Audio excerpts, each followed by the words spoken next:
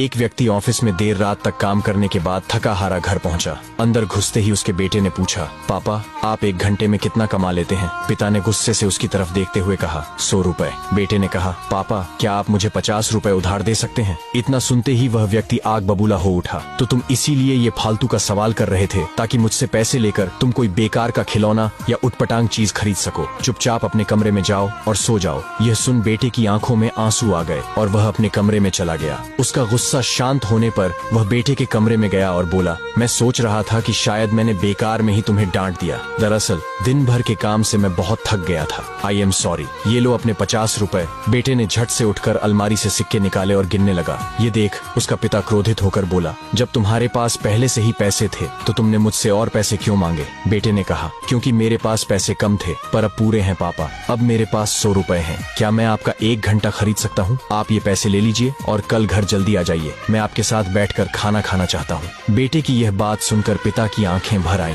दोस्तों, इस तेज रफ्तार जीवन में हम कई बार खुद को इतना बिजी कर लेते हैं कि उन लोगों के लिए ही समय नहीं निकाल पाते जो हमारे जीवन में सबसे ज्यादा इनर पोटेंस रखते हैं। इसलिए हमें ध्यान रखना होगा कि इस आपाधापी में भी हम अपने माँ बाप, जीवन साथी, बच्चों और मित्रों के लिए समय निकालें, वरना एक दिन हमें भी एहसास होगा कि हमने छोटी मोटी चीज पाने के लिए कुछ बहुत बड़ा खो दिया।